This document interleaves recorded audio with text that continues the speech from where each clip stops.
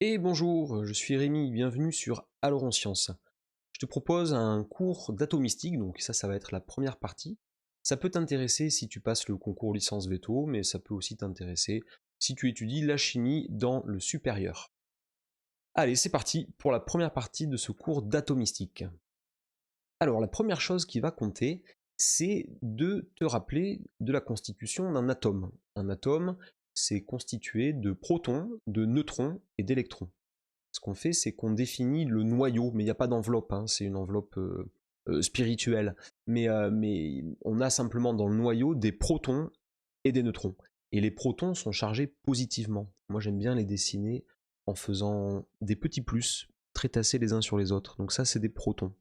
Alors je vais en faire 6, parce que dans l'atome de carbone le plus standard, qui s'écrit 6 carbone, eh bien, tu as A égale 12, c'est-à-dire 12 nucléons, et Z égale 6, c'est-à-dire 6 protons. Donc il y a 6 neutrons, puisque les neutrons, par définition, on les calcule en faisant A-Z. Donc s'il y a 6 neutrons, et bien dans mon noyau, je peux rajouter 6 minuscules neutrons.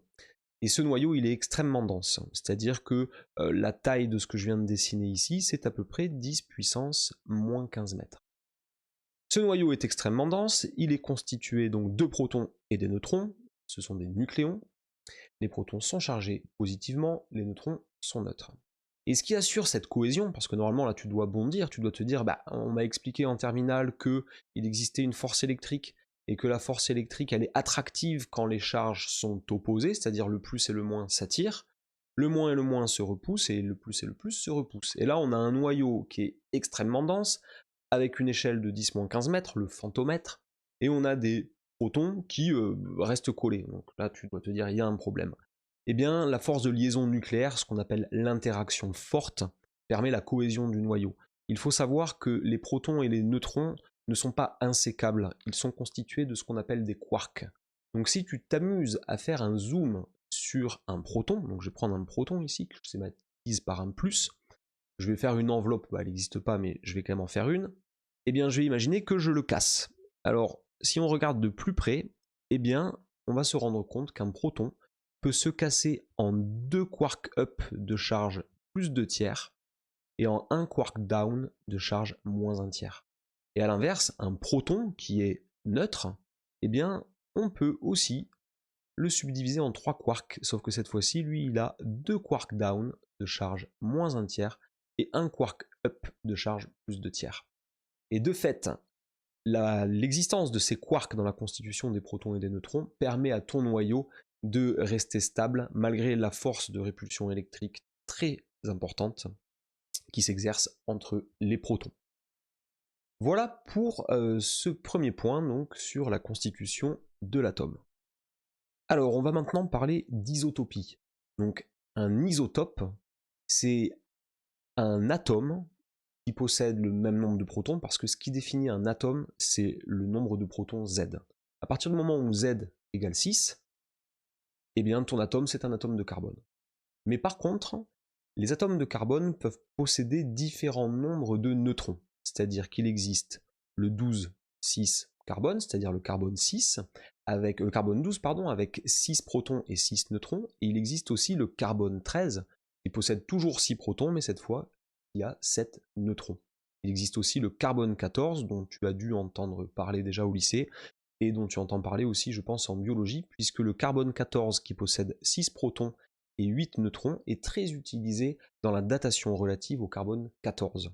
On utilise le principe de décroissance radioactive et la demi-vie élevée du carbone 14, qui est à peu près de 5700 ans je crois, pour pouvoir dater les dates de mort par exemple, ou pour dater des momies, pour dater des squelettes, pour dater des os. Et on a une bonne précision jusqu'à peu près, je crois, 50 000 ans de datation. Donc voilà, la définition de l'isotopie, c'est donc un élément qui possède le même nombre de protons, mais qui a un nombre différent de neutrons. Donc on peut trouver différents isotopes de l'hydrogène, par exemple le protium, le deutérium et le tritium. Les électrons, qui entre guillemets gravitent autour du noyau, c'est-à-dire que les électrons, ce sont des particules subatomiques, qui sont très petites, qui vont graviter, qui vont plutôt être en interaction électrostatique avec le noyau, mais à une vitesse complètement folle, c'est-à-dire que tu as ici tes électrons qui ont une énergie cinétique liée à leur vitesse, ils tournent autour du noyau, et ce qui va se passer, c'est qu'il va falloir que ces électrons s'organisent autour du noyau, parce que les électrons doivent s'éviter entre eux. Les électrons ne peuvent pas non plus s'écraser sur le noyau. On a vu que dans les quarks, dans les protons et les neutrons, il y a aussi des quarks down, donc on va avoir ici une impossibilité pour l'électron de s'écraser sur le noyau, mais il faut qu'il s'évite. Et ce sont les électrons et leur organisation autour du noyau qui vont définir leurs propriétés chimiques. Ce sont aussi les électrons qui vont être à l'origine de la création des liaisons chimiques, puisque les électrons, la création d'une liaison chimique, on y reviendra, se fait à partir du moment où au moins 2 électrons vont se mettre à être en interaction électrostatique avec 2 noyaux, donc de 2 atomes différents. Donc on a un noyau ici, un autre noyau là, et on va avoir 2 électrons qui, au lieu de ne pouvoir être en interaction électrostatique qu'avec un seul noyau, vont se mettre à pouvoir graviter entre guillemets autour des 2 noyaux, et c'est ça qui crée une liaison chimique. Donc il y a une interaction ici qui est élastique, il faut la voir de manière un petit peu élastique. Alors dans un solide peu élastique, dans un liquide un peu plus élastique, et dans un gaz encore plus élastique. C'est ça que tu dois développer comme vision de l'atome et de la liaison chimique. On y reviendra. La masse du proton, elle est de l'ordre de 10 puissance moins 27 kg. Et pour un neutron, c'est sensiblement la même. Par contre, la masse de l'électron, tu remarqueras, est plutôt de l'ordre de 9 fois 10 moins 31 kg, c'est-à-dire d'à peu près 10 moins 30 kg. Si tu fais le rapport de la masse du proton sur la masse de l'électron, tu vas trouver environ 2000. La conséquence de cela, c'est que la masse d'un atome, elle est principalement due à la masse du noyau, et donc à la masse des nucléons, à la masse des neutrons et des protons. Et autre conséquence, c'est que à partir du moment où un noyau se met en mouvement, les électrons suivent instantanément. C'est un atome qui se déplace avec ses électrons. Les électrons prennent un noyau qui se déplace part avec ses électrons. Les électrons se déplacent instantanément avec eux. Alors, si on te demande quel est le nombre de neutrons dans l'isotope 4,2He, eh bien, tu vas prendre le nombre A égale 4 moins le nombre Z, et tu vas te retrouver à 4 moins 2 égale 2 neutrons. Alors, je vais te présenter ici plusieurs isotopes, et je veux que tu me donnes le nombre de neutrons.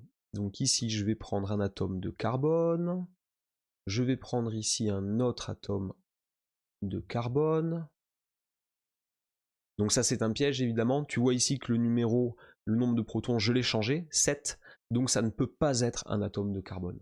Forcément, c'est un atome d'azote, puisque tous les atomes qui possèdent 7 protons sont des atomes d'azote. Voilà, c'était juste pour faire une petite blague piège. Donc nous, on va pas refaire des calculs de A-Z, tu peux t'entraîner chez toi. Et voilà, c'est terminé pour cette première partie du cours d'atomistique. La suite très prochainement. Je te souhaite de bonnes révisions et une bonne progression en chimie. Allez, à bientôt!